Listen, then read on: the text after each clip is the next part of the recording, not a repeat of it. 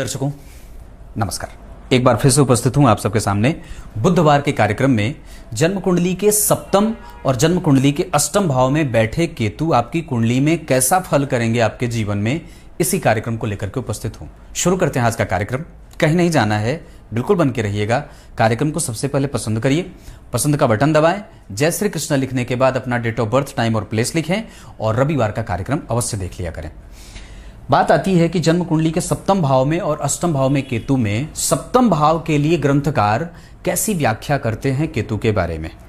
श्लोक कहता है, तमः पुक्षे नारी भवन उपायते जनिमताम तदा मार्गाद भीतिर जलजनित भीतिश्च परमा परावृत्तार्थानां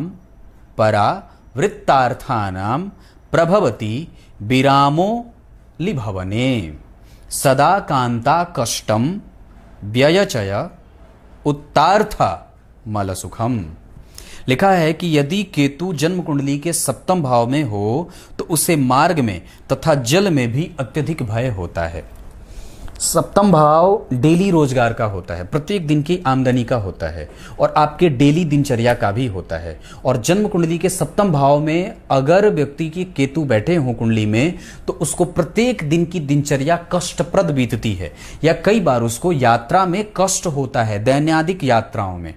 और उसके बाद उसको जल से संबंधित बीमारी होती है या जल जनित भय होता है। लिखा है कि सप्तम भाव का होकर यदि वृश्चिक राशि में स्थित हो तो गया हुआ धन भी स्थिर रहता है। मतलब अगर जन्म कुंडली के सप्तम भाव में केतु बैठे हैं तो आप किसी को भी धन देंगे तो वो वापस आ जाता है, वो धन नाश नहीं होता, किसी न किसी तरीके से वो व्यक्ति को वापस धन मिल ही जाता है।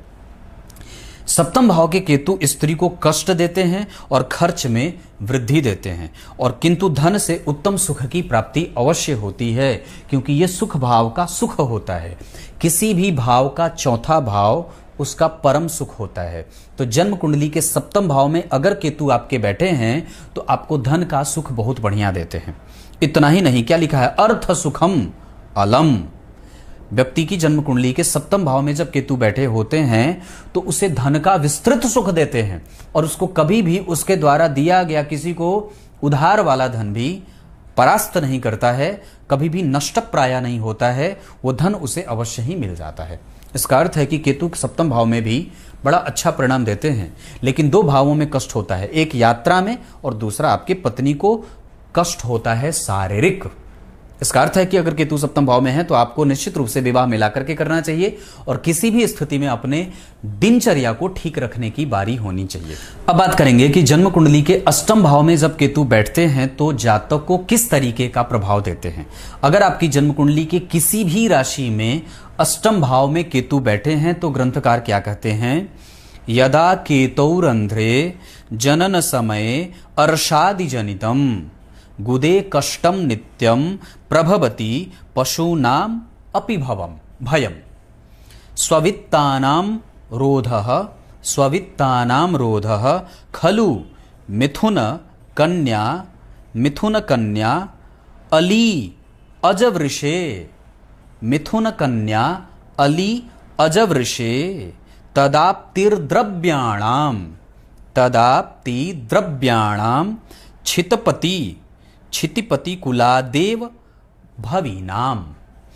लिखा है कि यदि केतु अष्टम भाव में हो तो उसे सर्वदा गुदा में बवासीर आदि रोग जनित कष्ट होता है। तो यहां पे ये बात, यहां पे केतु अष्टम भाव के होते हैं तो व्यक्ति को अगर मिथुन, कन्या, वृश्चिक, मेष और वृष के होते हैं तो निश्चय ही उसे राजकुल से धन प्राप्त होता है ना, उसे सरकारी नौकरी मिल जाती है। ये कह सकते हैं कि उसे राजा से और अपने पिता से भी फायदा मिलता है क्योंकि यहां से बैठ करके वो द्वितीय भाव को देखते हैं तो व्यक्ति को पैतृक संपत्ति का भी सुख देते हैं। और दशम भाव से वो एकादश में होते हैं, इस वजह से करियर का सुख देते हैं।